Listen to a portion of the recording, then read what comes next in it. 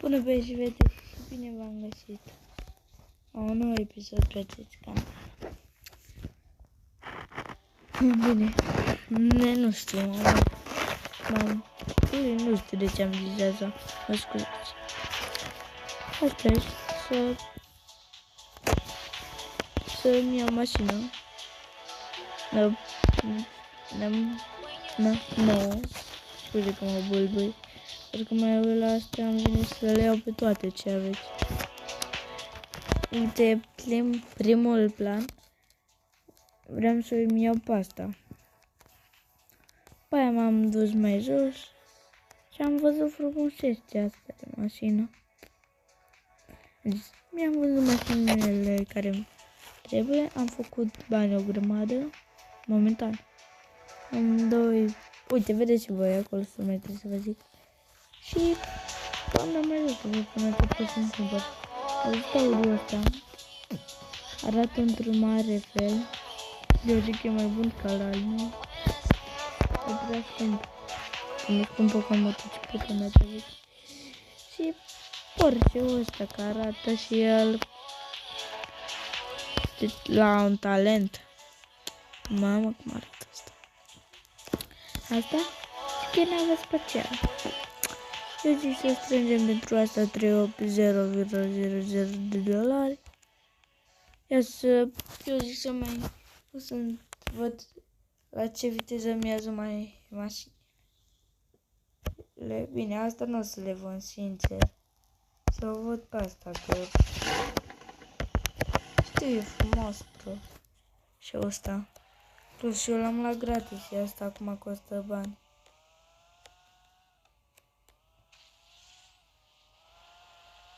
E tare, e mișto.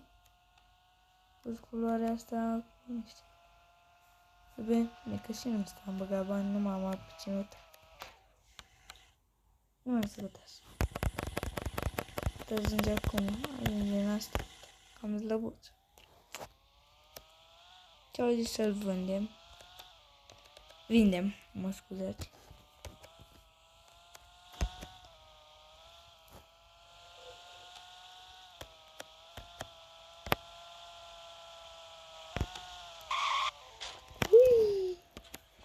Șofer de... costă ceva? Mamă, 3. Am banii, man. Uite cu astea de la favorit. Uite de cât cu astea am rămas. Da, văd câteva. Dar nu mai putiu, că acum am pus să-mi iau o mașină. Până la urmă eu mi le vând pe toate ce aveți.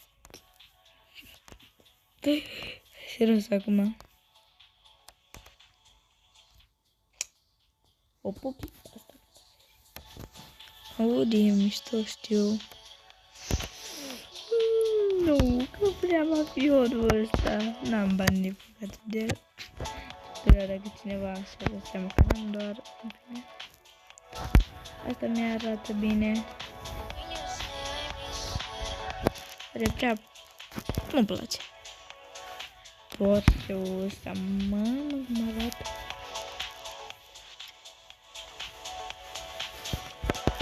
Nu știu. Arată mașinile astea într-un mare fel. Bugatti, eu zic. Dacă mai ții mult la ele, mă duc. Ce dai fac? Mi le vând pe toate și mi le iau pe astea. Arată Bugatti-ul ăsta de face o cruce când îl vezi. E cu mașină rapidă, acum e serios. Bugatti e bun, dar uite și pe asta. Asta zici că ai găsit-o de la o formulă. Ia să dau și eu un test cu asta. Ca asta zic să fac bani pentru ea. Am s-au de bălbâit. Dar merge lin, virajul are bun și nu prea mai îl are bun. Ajungem așa, slăbuți. Dar e serios acum. Zici că e formula neagră, formula roz.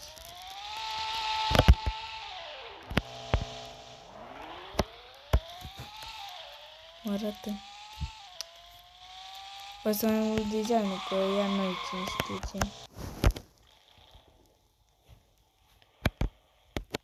Sincer, eu mă gândesc să-mi iau de acum și gata de pute, doamne, și așa. Și să dăm o tură de vocalitate cu motor. Nu cel drag și frumos. Am să văd ce pot să-mi cumpăr. Dar ce fac cu banii? Aici tot ce mai pot să-mi cumpăr scump. Decât ăla gigantic, că motoreta o am, doamne.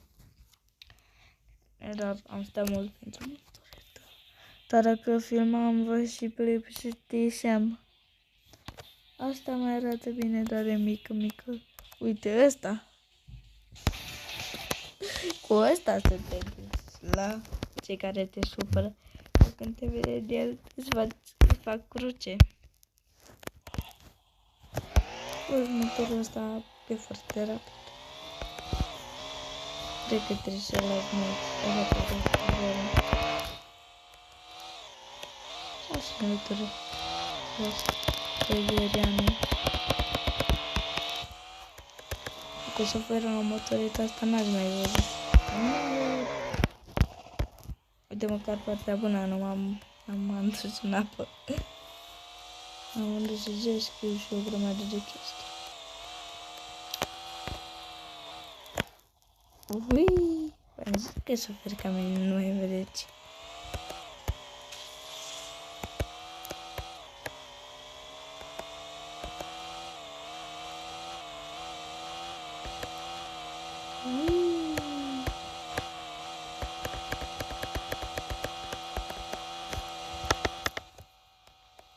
N-am primit jet. O spart urechile.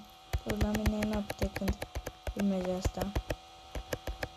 Toată lumea doarme, cred că eu.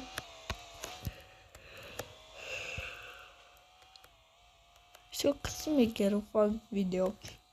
Bine că voi o să-l vedeți ziua.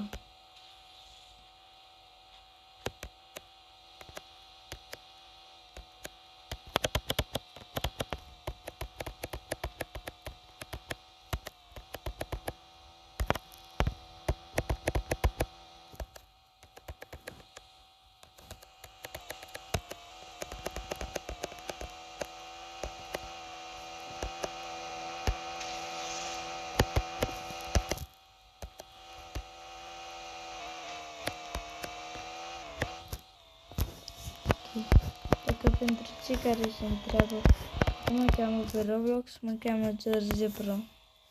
Ca pe YouTube. Nu știu, o să mai îmi schimb numele, nu știu. Este perfect pentru mine. Vreți să scrieți voi, dar să nu îmi băgați nume de alea cringe. Mă supăr pe voi. Comentariul vostru, dacă îmi băgați nume cringe, o să îl scot.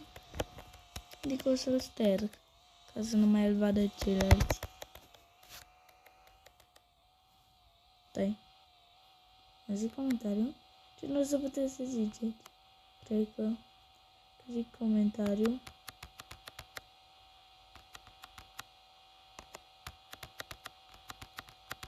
Nu să te lase să vorbești. Să scrii ce vrei. Obicei se întâmplă asta. Nu știu ăla din cauza asta. E de asta, cred. Ca să arăt eu sufer adevărat. Ca și cu bicla am făcut scheme. Stai că asta nu e biclă. Mai complicat un pic. Ca și cu bicla, ce cu pare trip. Jumate, ce cum.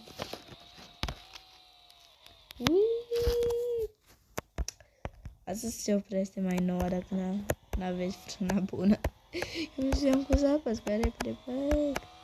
Ce mă eram ca prietena mea, Arjuni. Adică Ariana, dar cu un... Ui!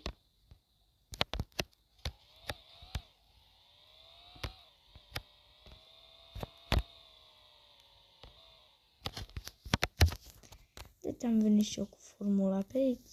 Ați văzut cât de bine zboară. Nici racheta de la Statele Unite nu zboară ca a mea. Motocicleta mea cea veche.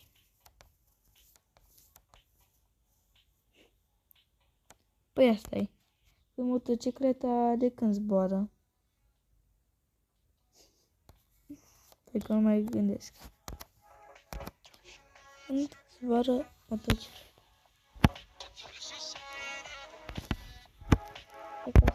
Am zis. Asta cred că. Da, asta am zis. Asta zici.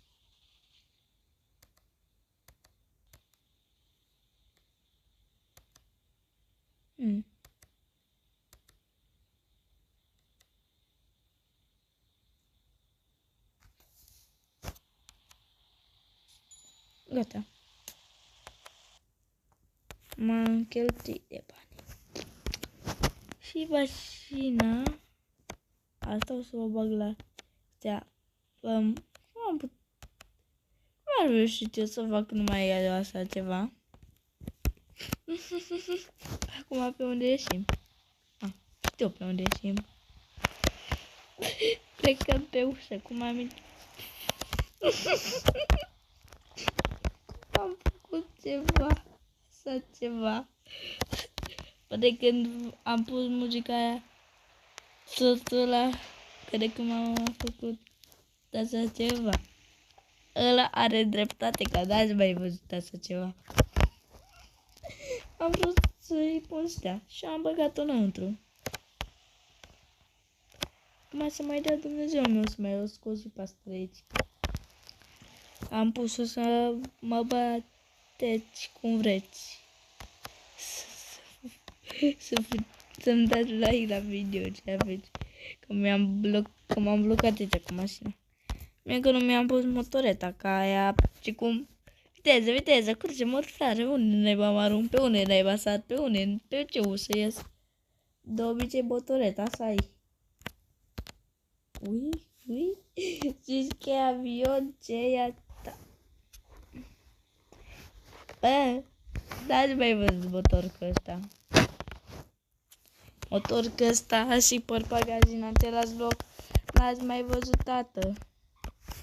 Mașina arată frumos. Este rapidă, arată... Mamă, ce vlacă a scos. Bine că n-am văzut-o, că... Păcat că n-am văzut-o, că... Mi veneam chiar ce merit. Asta eu zic că îți merită banii. Acum fiecare cu părerea lui.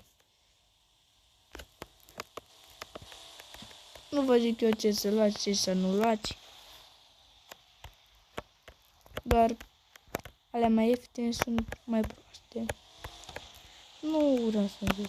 Că nu sunt bune. Astea mai scumpe sunt mai bune.